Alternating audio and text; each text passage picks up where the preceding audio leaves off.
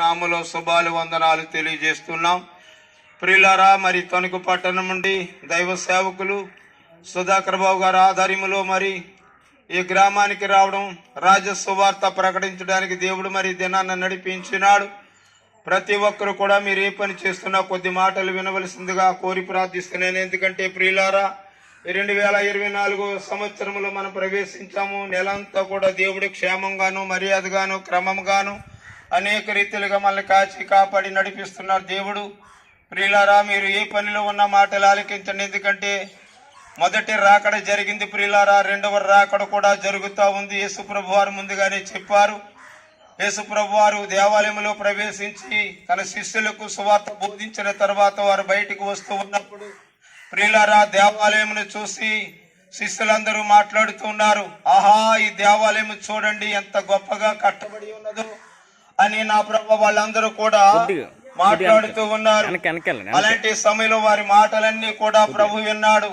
మీరు దేవాలయాన్ని చూసి, దేవాలయ కట్టడాలను చూసి మీరు మాట్లాడుతూ ఉన్నారు.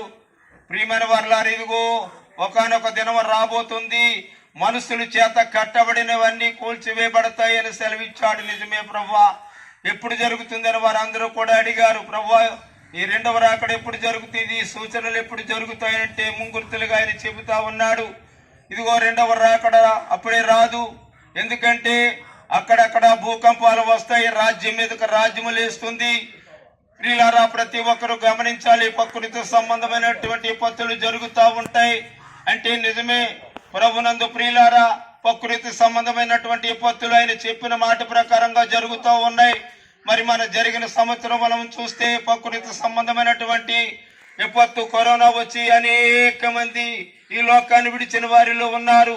ఆయన చెబుతా ఉన్నాడు, ఇవన్నీ జరిగితేనే గాని రెండవ రాకడ జరగదని చెబుతా ఉన్నాడు. అంతేకాదు, రాజ్యం మీదకి రాజ్యము లేస్తుంది అన్నాడు. నిజమే ప్రియులారా, పాకిస్తాన్కి, ఇండియాకి ఇప్పుడు అనేకమైన యుద్ధాలు జరుగుతూ ఉన్నాయి, రాజ్యం మీదకి రాజ్యము లేస్తుంది అన్నారు. నిజమే, ప్రతి ఒక్కరు కూడా గమనించాలి, అటువంటి విపత్తులు జరుగుతాయి. అక్కడక్కడ భూకంపాలు జరుగుతున్నాయి, ఎక్కడ చూసినా భూకంపాలు. ఈ మధ్యలో కూడా జపాన్లో కూడా జరిగి అనేక మంది మరి వారి ప్రాణాలు కోల్పోయారు. ప్రియులారా, ప్రతి ఒక్కరు గమనించాలి. యేసు ప్రభు వారు తన శిష్యులకి ముంగుర్తులుగా చెబుతా ఉన్నారు. ప్రియులారా, మన అందరము కూడా ఆయన యందు విశ్వాసం ఉంచి ఆయన యందు రక్షణ మార్గంలో నడిచినట్లయితే ప్రియులారా, ఏది కూడా నశించిపోకుండా ఆయన రాజ్యంలోకి మనందరము చేరతామని మాటలు విన్న ప్రతి ఒక్కరూ మీరు ఎక్కడ ఉన్నా, ఏ పనిలో ఉన్నా కొద్ది నిమిషాలు ఆలకించవలసిందిగా కోరుతూ ఉన్నాను. అంతేకాదు, యేసుక్రీస్తుని ఒకవేళ ఇంతవరకు మీరు నమ్మకపోతే 2024 సంవత్సరములు ఆయన సొంత రక్షకునిగా అంగీకరించండి, మారు మనసు పొందండి. ప్రియులారా, ప్రతి ఒక్కరు కూడా బాప్తిసం తీసుకోవాలి. బాప్తిసం తీసుకోకపోతే ప్రియులారా, ఏ ఒక్కరు కూడా పరలోక రాజ్యానికి చేరలేరని మీ అందరికీ మాటల ద్వారా తెలియజేస్తూ ఉన్నాను. ప్రతి ఒక్కరు కూడా యేసు రక్తములో కడగబడి బాప్తిసం తీసుకున్న వారికి మాత్రమే ఆ పరలోక రాజ్యములో ప్రవేశించే అర్హత ఉంటుంది. ప్రియులారా, ఎవరైతే బాప్తిసం తీసుకోకుండా ఉన్నారో ఈ మాటలు ఆలకించి బాప్తిసం తీసుకోండి. చాలా మంది హేళన చేసేవారు ఉన్నారు, ఎగతాళి చేసేవారు ఉన్నారు, యేసు ప్రభు గురించి చెప్పే మాటలు వింటూ ఉన్నారు, హేళన చేస్తూ ఉన్నారు. ప్రియులారా, ప్రతి ఒక్కరు కూడా యేసు ప్రభు నమ్మకపోతే ప్రియులారా, ఆయన రాకడకు ప్రియులారా మనందరం ఎత్తబడకుండా ఆ నిత్య నరకాగ్నిలో పడవేయబడతామని ప్రతి ఒక్కరు తెలుసుకోవాలి. ప్రియులారా, ప్రతి ఒక్కరు గమనించండి, ధనవంతుడు చనిపోయాడు, లాజరు చనిపోయాడు. ధనవంతుడైతే నిత్య నరకాగ్నిలో ఆ అగ్నిగుండములో ప్రియులారా మరి చాలా యాతన పడుచు ఉన్నాడు.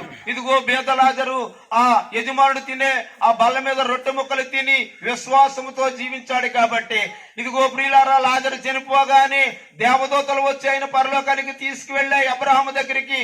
ప్రియులారా, ధనవంతుడు చనిపోయినప్పుడు ఇదిగో సాతాను శక్తులు, దెయ్యాలు వచ్చి ఆయన నిత్య నరకాగ్నిలో పడవేశారు. ప్రియులారా, జ్ఞాపకం చేస్తున్నారు, ప్రతి ఒక్కరికి కూడా మన అందరము కూడా యేసుక్రీస్తును నమ్మాలి, సొంత రక్షణగా అంగీకరించి ఆ పరలోక రాజ్యానికి వారసులు కావాలని ప్రతి ఒక్కరిని కోరుతూ ఈ మాటలు ముగిస్తూ ఉన్నాను. ఈ ప్రాంత ప్రజలందరి కొరకు కూడా ప్రార్థన.